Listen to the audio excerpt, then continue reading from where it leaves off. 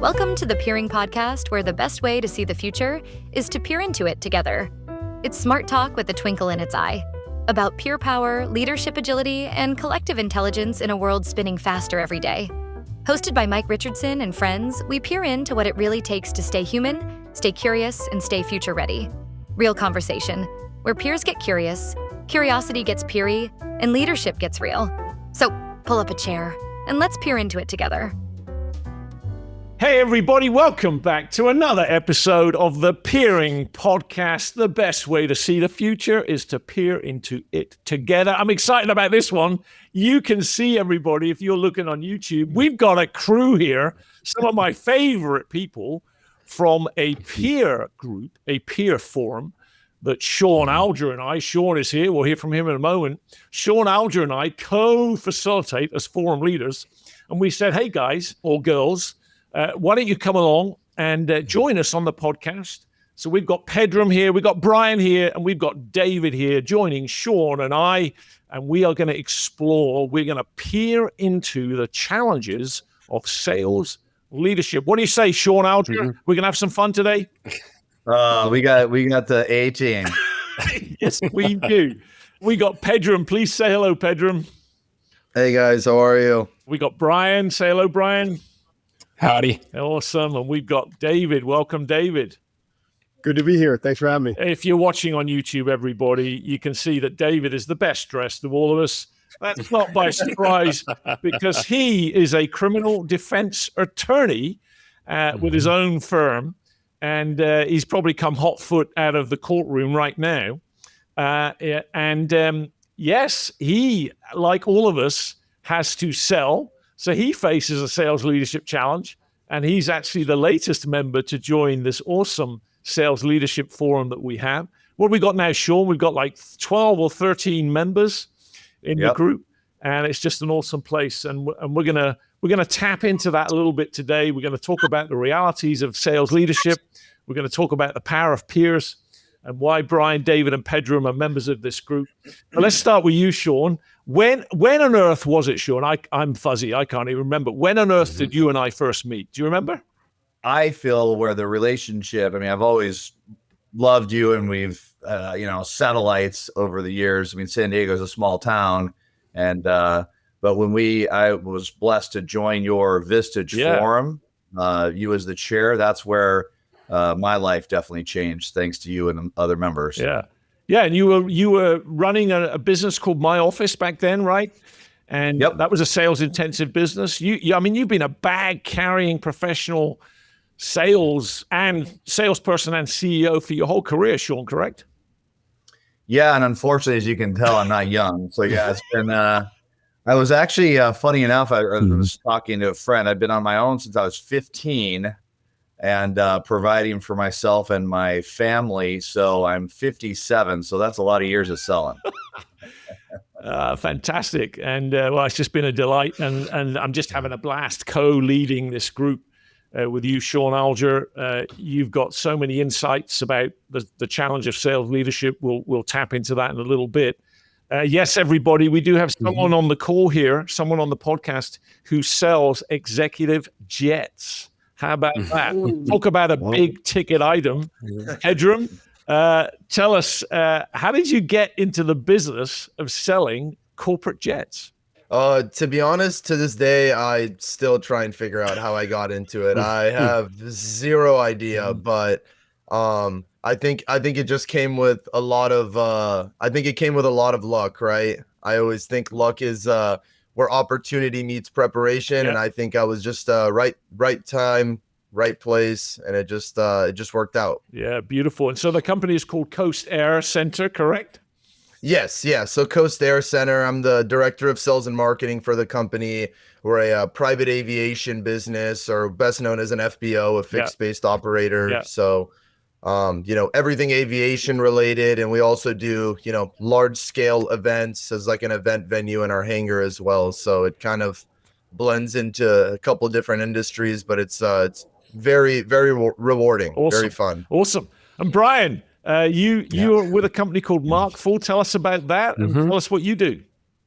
Yeah, I feel I'm going to be the slouch of this podcast. Like, you got Jets, you have like David has such great stories as a criminal defense lawyer. So yeah, like I sell branded products, so like super fun, but it's a journey, you know, in and of itself. I started in account management and kind of lended itself to consultative selling. And, you know, there's a weird world where customer service and account management turn into selling and vice versa. Yep. A lot of times selling, you're just solving problems and helping people. So that's where I've been. And it worked out a perfect time.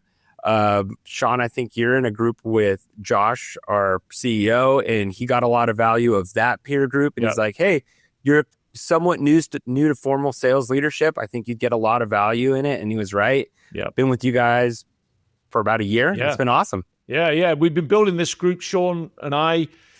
We sort of really shifted gears with it over the last year or so, and really built it to a very vibrant and strong group. We love having Pedro, and we love having Brian, and not least of all, David. We love having you. So, David, what's it like selling in a criminal defense business? What's that like? It's many things on many different days, but it is, first off, it's a necessity. Yeah. Right? Because we are a private criminal defense law firm. So if we don't sell, if we don't acquire clients that want to work with us and we want to work with them, we don't make money. And if we don't make money, we can't do all the things that we do, that the work that I love to do in the community, donation, time, money, all that stuff. So it is an essential aspect of every day of what we do here. Yeah, beautiful. And I think as we drive around town, we might even see you up on a billboard or two. Is that right, David? Radio and social media and some paid advertising here or there. We haven't gotten to billboard yet for a number of different reasons. We'll see though. Okay. I don't discount anything in the future. Well, David's a really cool guy, and he just joined the group a couple of months ago. Sean, let's come back to you. Color in a bit more for us, Sean. What do you do today, Sean? What's on deck for you? What are you busy with across your sort of business? Yeah, so I got lucky and we sold my office 15 years ago, and I am a peer-to-peer junkie. I just believe it's the best way to learn and grow and give back. And so I was president of Young Entrepreneurs and Vistage and YPO and now Ref, which is amazing to be on the other side of the desk helping. So what we did is we created an origin event that happened, and one of my YPO brothers actually committed suicide. Oh my gosh. And the letter was basically felt like a failure, letting his family and his employees down because he couldn't sell.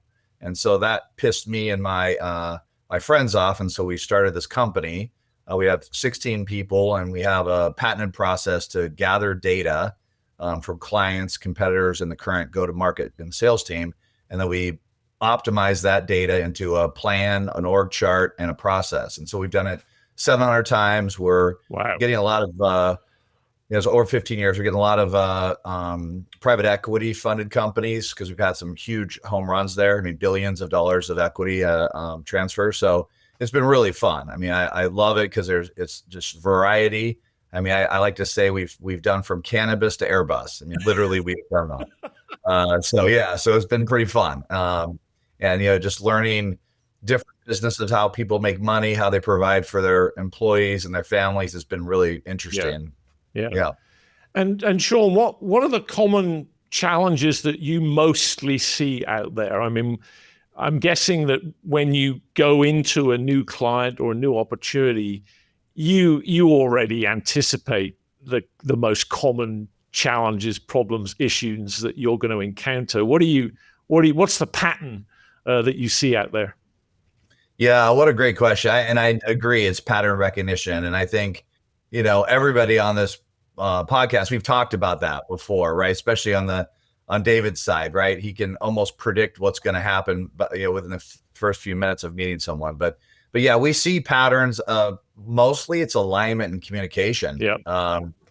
And that goes from the whole, I like to think of it like a baton race. I mean, I'm definitely the least intelligent person on this podcast, but how I've thought about it. We agree, Sean. No, we do. We all talk. Yeah, we talked about that before you got on. Yeah, we did. Yeah, there's actually a blog if you want to make comments. But anyway, so But yeah, so I think of it like a baton race, right? I mean, current project we're doing is from sales and engineering to consulting to project management to account management to accounting and sales rev ops. It's like, how does it go through? And what are you saying to your customers?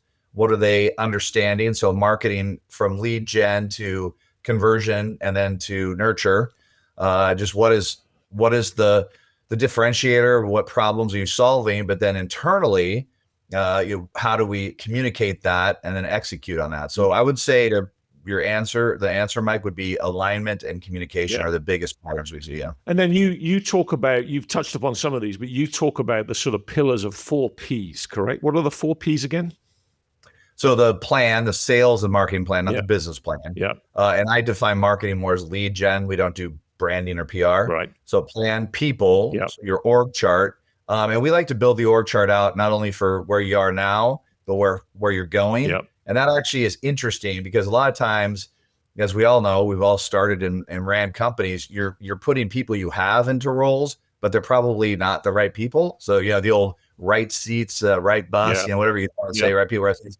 The process, so we think of it as a funnel. So your sales steps and then all the metrics, so your conversions, all that. And then finally your platform. So what is your enablement? Obviously CRM, but there's a lot of neat AI tools. Mike, you've been bringing those to our forum, which has been amazing. Brian, your presentation rocked my world. The stuff that you're doing with AI right now and agentic AI specifically. So so that's pretty much the 4 Ps. Yeah, that's brilliant. When was that? Back in December or was it November, Brian? I forget. We had Brian do a demo of an AI application that they had built and were applying, and it opened the eyes of all the other members in the room. That's really the process. We'll talk about that later, everybody. We'll talk about the power of a peer forum, a peer group, a peer advisory board. We'll talk about why is David, why is Pedram, why is Brian in a group, and why do they stay in this group? We'll talk about that later. But let's come to you, Brian. The 4 Ps. What's your experience, Brian, of some of the challenges of sales leadership that you experience every day? Yeah, I feel like my main challenge is just focus. Yep. There's so many things when you're in leadership, and it doesn't matter how big your sales team is or how big of a group that you manage. There's just 1,000 things to do at any given time. So it's just being able to prioritize. Like my goal is to often let the data speak for me. So creating the systems and processes. So as things are happening in real time, as the sales team is engaging with deals within the CRM, or the support team or the account management team is dealing with tickets and customers, that the way that they categorize those tickets, where they fall into stages and things like that, help me figure out where my biggest fires are, so I could at least focus my attention there. And then also within that is just that balance. Sean, you were talking about sales is oftentimes just like our soup to nuts adventure, and even as a sales leader, you need to have an eye on everything, and you're communicating with different departments. You're like, hey, I need this in order to make this customer happy or sell this deal. And it's a lot. So just balancing all that's been my challenge. And I think with you breaking it down to the 4 Ps, I've cherry picked a ton of awesome ideas from your presentations at Forum and just implementing. And it's not just you, there's tons of people in the group where I'm just like, oh, that's awesome. It doesn't make sense for me because I don't sell jets, but I could, pull that in for this. So it doesn't matter if you sell jets or you're a criminal defense attorney or you sell kids markers or sell companies, just representative of some of the people in our group, the perspectives and the tools are often the same. The challenge is, and I'm sure, Sean, you could attest to it. It's the same patterns, just a different, dressing. Yeah, and you use the word focus and you use the word balance, and everybody when David, Brian, and Pedram come to their monthly meeting, they sign in on a sign-in sheet on the wall and they score themselves out of 10, and then they'll write down what is their biggest issue, problem, challenge, opportunity right in front of them. And often you're seeing people put up there things like focus, balance, time management, complexity, people, right? And plan and process and platform, the other 4 Ps. But really, as you said so well, Brian, even though it's diverse industries and diverse businesses, 95% of the challenge is all the same. And that's what you've spoken about. So you also use the word adventure. David, by any chance, is every day an adventure for you? Every single day. There's not a dull moment, whether it's as a sales leader, as a criminal defense attorney, or both. There is a sort of peeling back or pulling back a curtain of society that in the same breath alarms me, but also you see the beauty in people even in some of their worst moments. It's a little bit of everything every day, 100%. Yeah. And so what's your challenge then of you're on your feet, you're in the courtroom, or you're sat with clients who are in difficult situations. You might be, I suppose, in the police station, in the jail cell, as it were, or whatever it is, or the interview room. And simultaneously, you've got to be making sure that there's enough sales leadership occurring with the business. Otherwise, you're going to be twiddling your thumbs next month. How do you face that challenge every day, David? Some days better than others, but working on that. I mean, the reality is that's the nature of the business, right? We are a criminal defense firm that currently has 3 attorneys, 1 including me, 4 support staff ranging from paralegals to intake specialists to operations assistants. So it is very much, you never could really be 100% focused on one thing, because sales is at the pinpoint or at the forefront of everything, because without that, none of it matters. And that was a very big mindset shift that occurred. I've had the firm since 2010, been a lawyer since 2007, but around 2016, 2017 especially, it was that real mindset shift, because the nature of my work is very much, right, most people get into it for the right reasons. They don't usually get into criminal defense, at least not initially, to think they're going to make a ton of money on day one. They're doing it because they believe in making a more equitable system for their clients or for the community as a whole. But that always doesn't reconcile with running a business, right? And some of the best criminal defense lawyers that I grew up sort of idolizing in San Diego and around the country are some of the worst business people around. Yeah. So it was definitely a big shift to learn to be aware and to treat it as a business. And at the forefront of every business, like we just talked about, no matter what that business is sales and making sure you have the right people in the right places, and they at least have a general idea what to do on a day-to-day basis. Yeah, you said that so well. And you've got to navigate that whole working in and working on, right? I've got to be working in this case and doing my very best for this client. And I better be working on winning the next one. Otherwise, it's, I'm going to be twiddling my thumbs next month. And, it's the same for you, Brian. I've got to be working in, this month's output or whatever it is. And I better be working on next month's. And Pedram, your deals, et cetera, et cetera. And Pedram, it must be easy. I mean, selling private jets, how hard can that be? Yeah. Come on. Oh, so it's the easiest. I actually make $1 million a day. It's just the easiest thing to sell a $20 million object to someone that brings them no revenue at all. So it's very easy. So tell us more. I mean, what are the challenges? Are there very long lead times, for instance, mostly on the jets that you sell? Definitely, unless someone like Sean is coming up to me and being like, I got 5 million, I need to get a plane now, I know exactly what I want. Yeah, it's usually like a minimum around a year lead time. It's a lot of working with the client, having personable relationships, taking them out, showing them aircrafts. I mean, obviously, that is what I like to call the fun part of the job, right? But I actually had met with David right before he had joined Ref, and we had talked, and I feel like him and I are both kind of in that same challenge area, where I think a big challenge is like scaling while still trying to be deeply involved with the business, right? I mean, I think for me, it's like I'm accountable for revenue, but I'm also responsible for building an infrastructure. And at least for me, I'm building an infrastructure and systems that never existed since I started the department at my company.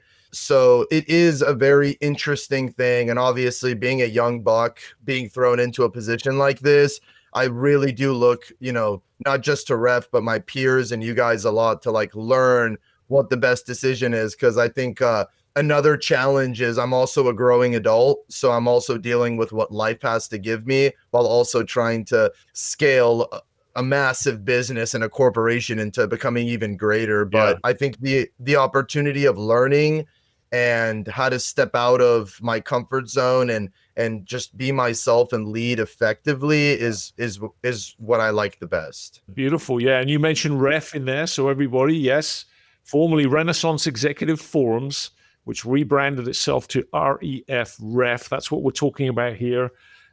David, Brian, and Pedram and Sean and I co-facilitate the REF Sales Leadership Forum peer group, specifically for sales leaders that they are members of, and they come to a half-day meeting once a month and do stuff in between times. And Sean, I don't know about you, but we've got, as we said, 12 or 13 members in the group, including Pedram, Brian, and David here.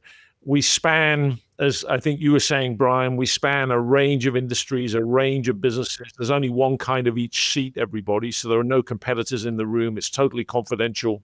It's business, professional, personal life. I just love the diversity of it, Sean. Don't you? It's just amazing. It's just amazing to be students of so many different industries and businesses and leaders. What's your experience of that, Sean?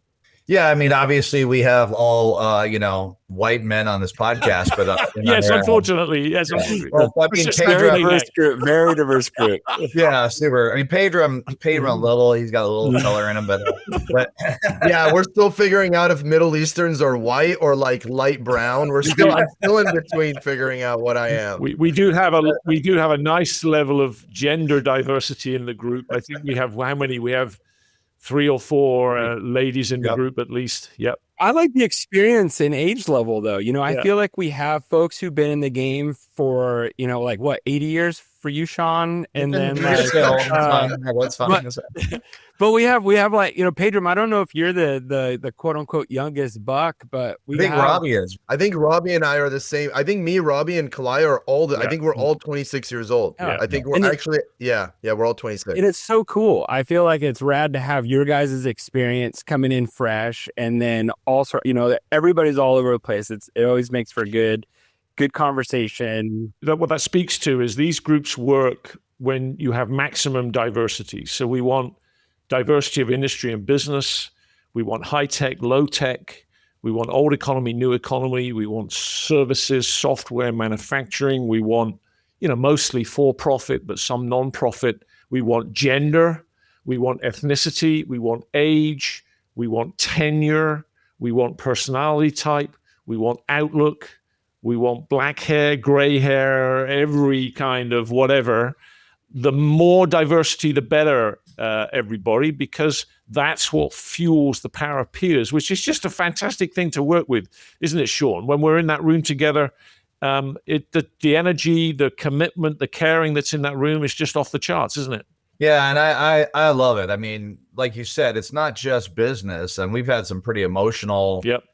I've walked out of there feeling like, I just paid for therapy. I mean, it was amazing to hear, and everybody's on their own journey, and the transparency and the vulnerability. But yeah, we have everything. We have men, women, different age, different business, different races. I mean, we got it all. And sometimes the perspective is just, it's life-changing. And not only where they came from, where they, not to name names, but a couple of the stories made me feel like, you know what I mean? Like they really pulled themselves up from their bootstraps and are, giving back to society in a big way. So let's talk about why. Let's talk about why, Brian, Pedram, David, why did you join? Why do you stay? Why are you becoming such great advocates of this peer group, peer forum experience? Brian, can I come to you first and then Pedram and David? Yeah, I think you kind of hit it on the head here with just that unique or that diverse like exchange of ideas. But while all that's going on, while we're all so different, there's so many things that are the same between us. It's the same challenges. Again, it might be a different flavor or it might like look a little different, but for the most part, we're all dealing, or a lot of us are dealing, except for David, he's his own boss. But we're dealing, we're managing up, we're managing down, we're doing all these things. We're running into like, oh, how do I deal with this person? They're giving me, these sort of vibes, and how we troubleshoot that. It's always super helpful. It's nice to, receive that feedback. It's nice to kind of offer your experience.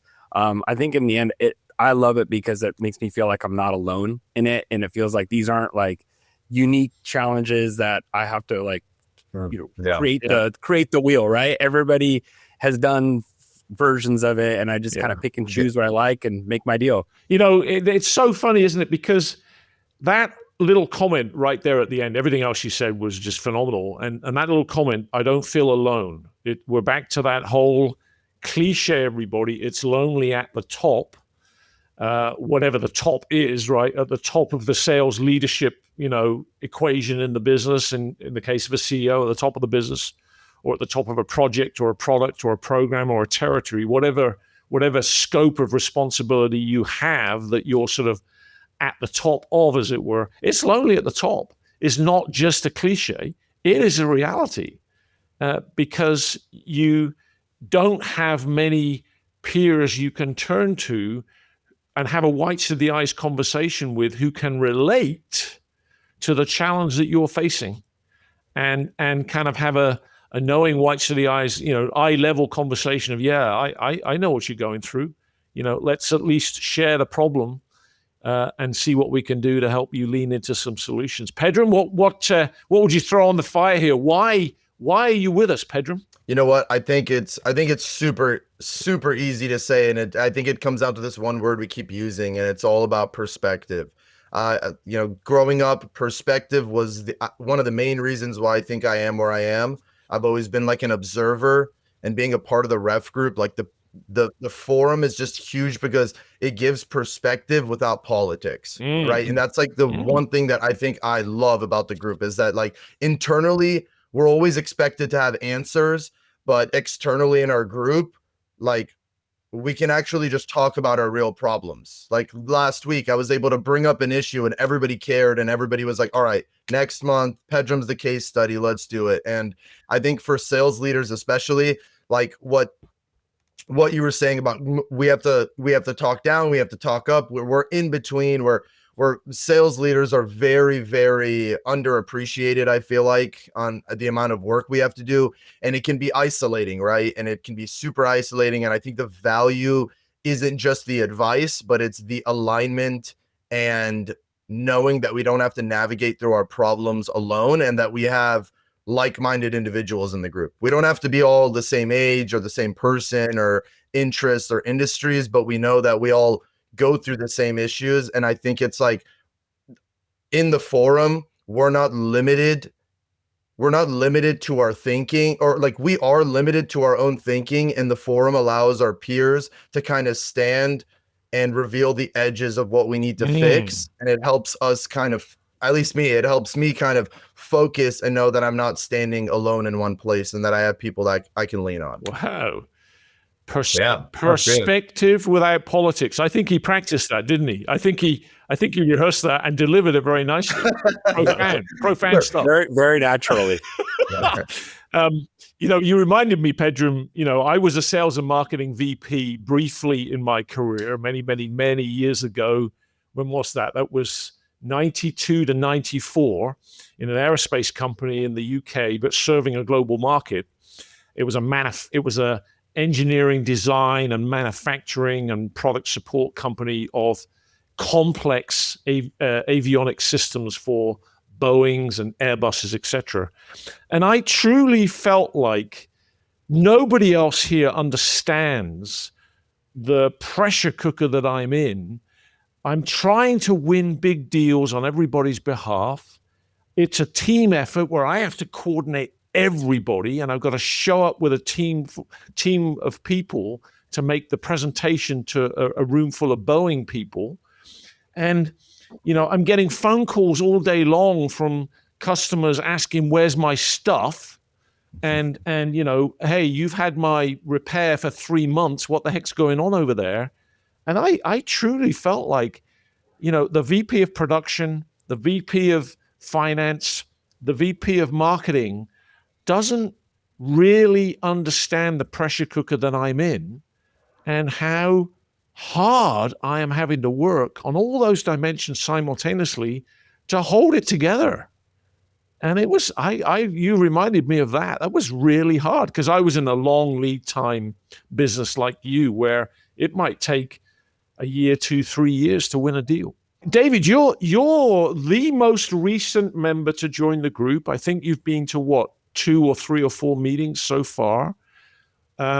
What drove your curiosity about it? What are you experiencing so far? And why are you becoming passionate about this? Yeah, what's really interesting is for the last decade or so, I've reached out, gotten coaching, whether it's remote, in person, small groups, one-on-one, peer groups like Ref, but every other group I've been to, it ran its course, and the excitement sort of faltered pretty quickly, right? And we talk about how everyone's got 15 different balls in the air and emails and calls and all this other stuff, and very early in most of those other groups that I've been a part of prior to joining Ref in the fall of 25, I was always sort of, when I started dreading going and there was no excitement, and I was thinking more about what I was not doing as opposed to the value I was getting in the group. And that was part my own fault, right? For not bringing value and then also not extracting value and immersing myself in it. And what really attracted me to Ref was it was around the time when I was going to a lot of different peer groups and sort of feeling them out. I knew I needed to make a change. And I was excited based on my interactions and my discussions with Sean. Obviously, Mike, you and I had connected virtually prior to meeting in person at the first meeting where I guested at. And it was just the excitement in the room, the welcoming nature of the room is really, really important. And that's stuff that, 4 or 5 meetings in where we are now, there's a genuine excitement where I move stuff out of the way, move legal work out of the way, move court appearances out of the way, make sure that's my rock, so to speak, in the calendar, or one of my rocks in the calendar. And that's not always the case with a lot of peer groups. So that has a lot to do with the people in the group, but the people in the group were put there by you, Mike, and Sean. So, thank you for that. And that's why I'm there, because, everyone's very different. Everyone has different backgrounds. Everyone has different, businesses. They have issues. See, I don't have that issue of knowing what the sales and marketing, they don't know what the other person's going through. I am that person. So I know what I'm going through in all those different hats, but it's great to see it as I envision a firm my own, where I'm going to build that out, where I want to have a head of sales. I want to have a head of marketing. Yeah. It's good to see some of the issues that you all are facing within that group so I can learn from it, be prepared for it, and utilize your experience to help build my firm and hopefully be able to contribute something as well. I'd love to be a fly on the wall when David's in the courtroom saying, "Your Honor, I'm sorry, I can't make that court date because that's my Ref group that day." I tell you what, earlier in my career, you wouldn't get any grace with any of that. I mean, I've taken 5-day weekends in the middle of life top trials because it was my daughter's birthday, because I had to go present your Know Your Rights thing to a professional sports organization out of town. I mean, now it's like they don't even ask. I don't have to give an explanation, which is great. Almost 20 years doing it, but yeah, early on, I probably would have been held in contempt if I didn't show up. David made me think too. I thought for sure you were going to say free cufflinks, but whatever. It's a private joke there. Yeah. Everyone outside the group, if I knew they were going to get 2 pair of cufflinks from Sean when they joined, I don't want to put you out of business there. Yeah, I know. Unfortunately, I don't wear. I used to wear suits, but we don't look as dapper. So yeah, I'm glad they're being used. But I also think a couple things came to mind when you're talking. I mean, I think everybody's very curious. Everybody's very teachable.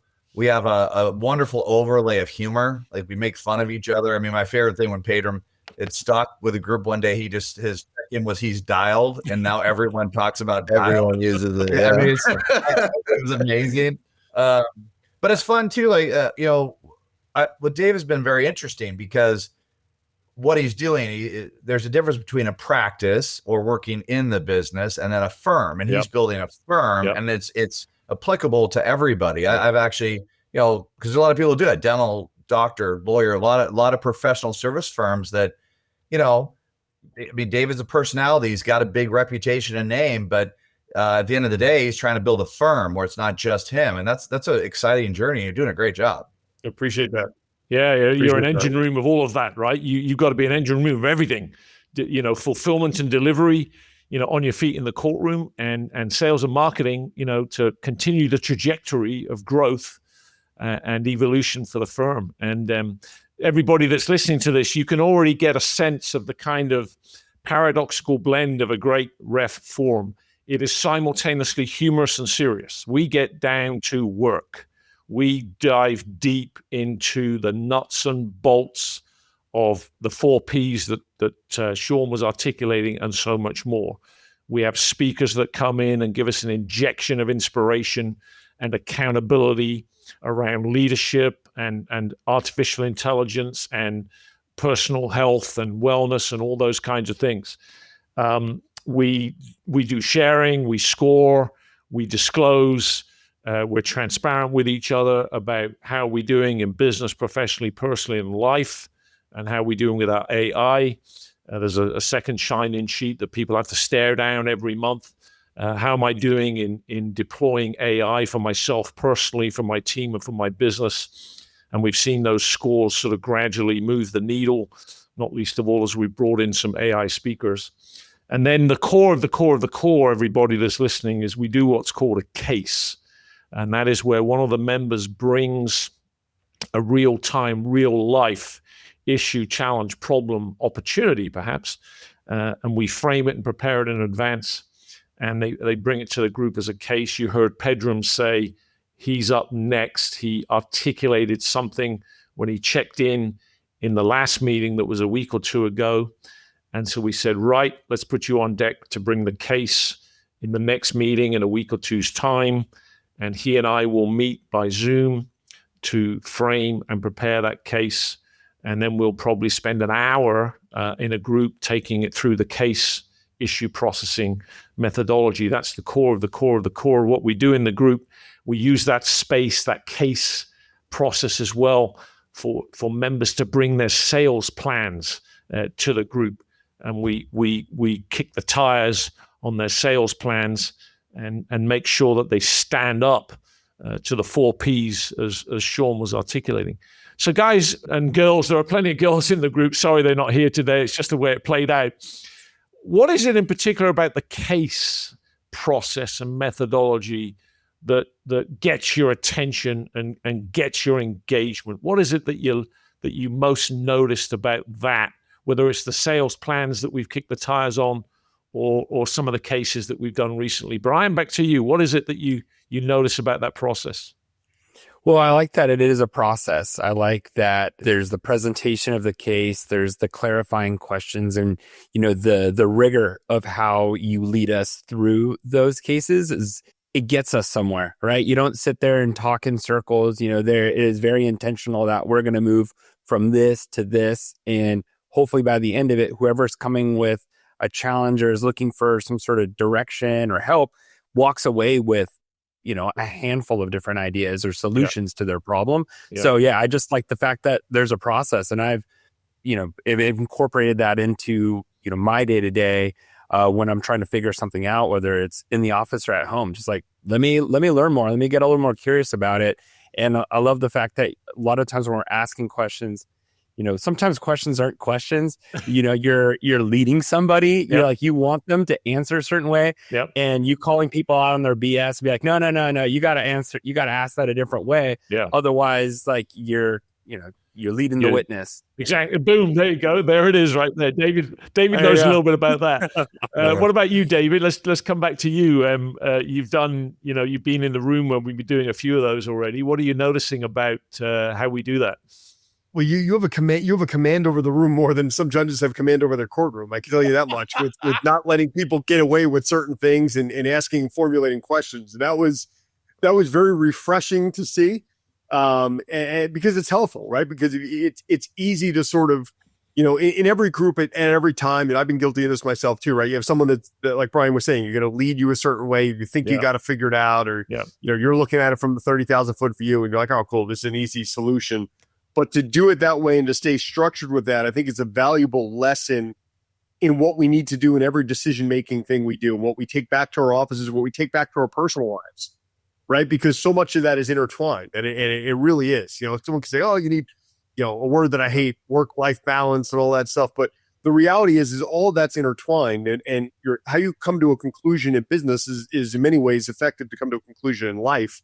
And I think we all learn from that. I mean, I remember the first meeting, I learned a ton just from being quiet and watching that play out. Yeah. So super appreciative of that, because there are lessons bigger than our individual businesses that I think we could all extract and use everyone's shared experience that way as well. It doesn't surprise me that you're super tuned into that, because I'm imagining when you're cross-examining somebody or for the case overall, you're trying to sort of be on an arc of an argument, of a line of evidence, or a reveal of something, and if that derails in some way, shape, or form, it now gets harder for you. And it's exactly the same in the way that we do a case, right? We don't want to mutate anything at all. We want the shape of this conversation to unfold in a way that honors the member bringing it, and honors how smart they are, and honors how much leadership they have, and really allow them to hear themselves more than anybody else in the room. That's really what the process is, everybody. It's allowing them to hear themselves and for the answers to be surfacing in them more than any before. Go ahead, David. That's also really effective in sales, especially in my world, right? You're not doing it to them, you're doing it for them. Yeah. Right? So you get someone to see in my line of work, hey, listen, how I've gone about it, my poor impulse decision, allegedly, that got me into this mess. Allegedly. You got to throw that in there. Is not going to get me the right attorney that's going to help me regain some control of the situation. Yeah. Right. So we're all about trying to move the poor impulse decisions more to the left on the timeline. Right.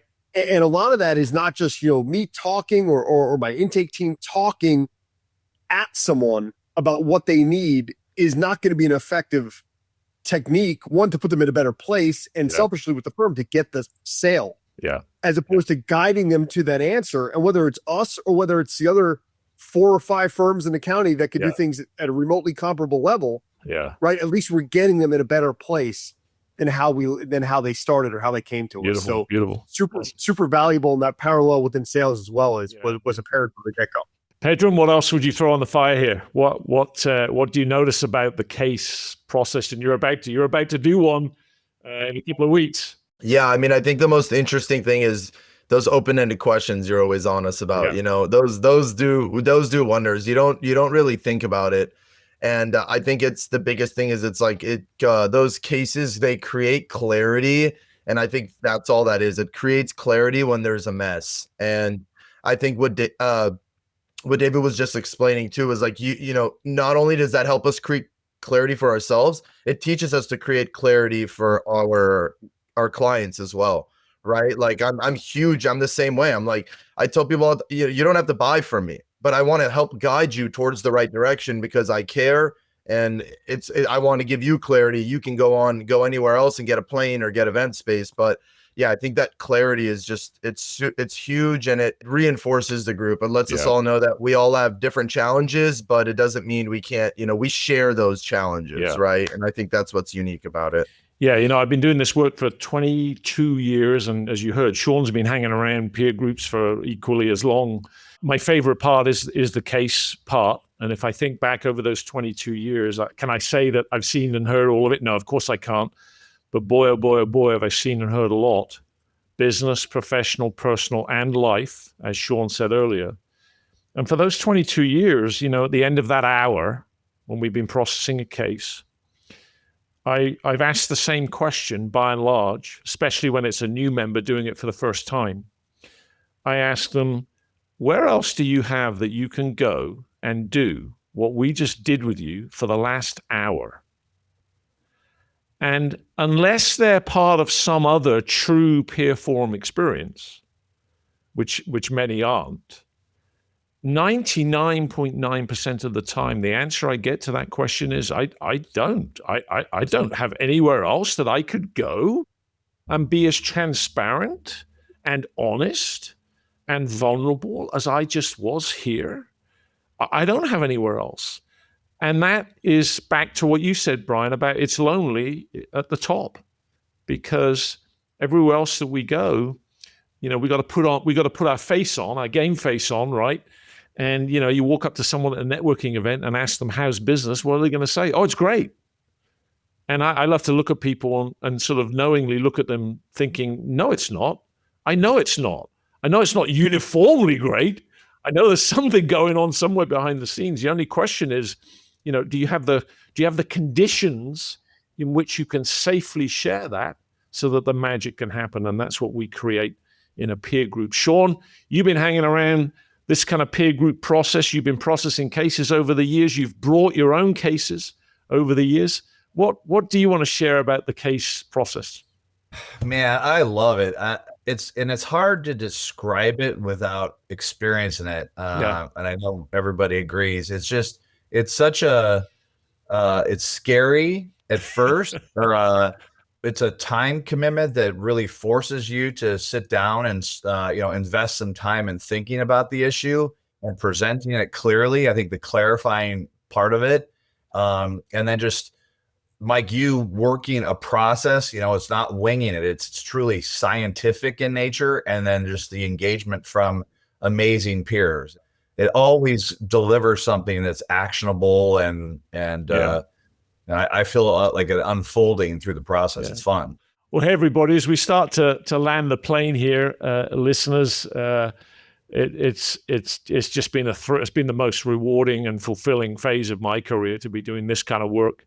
It's just such a blast to be in a room with peer groups, to be in a room with these members that have been on this podcast today, to be in a room with Sean, and to be in their lives and to have them in mine and ours is just phenomenal.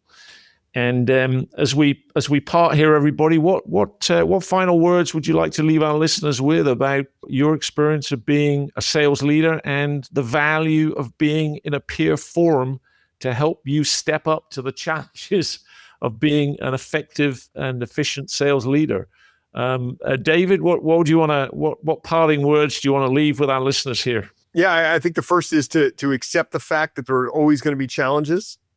And what's that, new level, new devil, or different variations of that, right? Like as you grow, there's no final destination, so to speak, right? It's just you're continuing to grow and evolve, and that's part of it. And the sooner you accept that, the better. Yeah.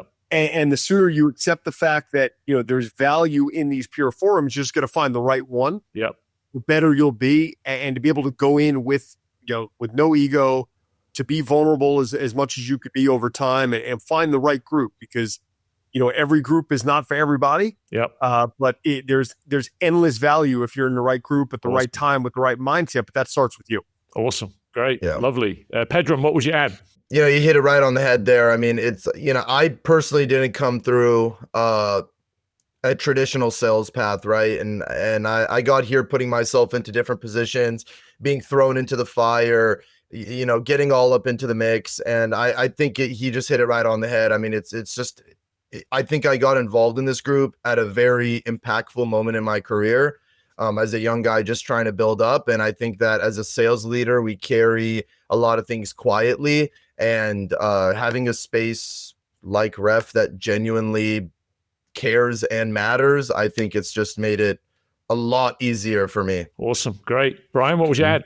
You kind of touched on it a little bit, David, but if I was going to leave our viewers, listeners with something like in terms of Ref, I think what I love about it is, and it touches on what you were talking about our sales processing, just being curious, right? And for me, that's been a big kind of focus lately, is just being okay outside of my comfort zone. Like, I don't think I ever would have joined a peer forum unless Josh had been like, hey, you should check this out, because I didn't know what was on the other side of that door. And once I got in, I was like, oh, this is awesome. So kind of putting yourself out there, being vulnerable, being curious, having a little doubt, it's like totally fine. I feel like that jump has been awesome. I love that language. What's on the other side of the door? I love that, right? It's a different world in there.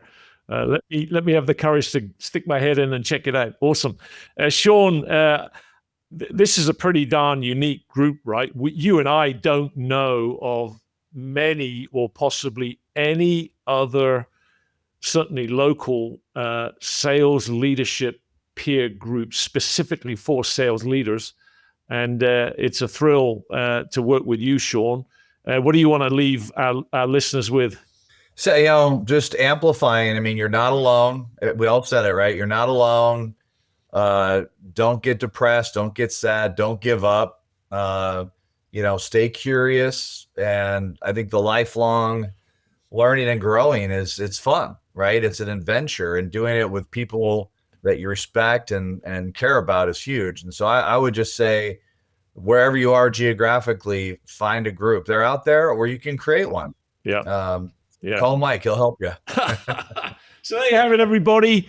Another episode of the Peering Podcast. Today, we've been exploring the challenges of sales leadership, everything from corporate jets to criminal defense and branded merchandise in between.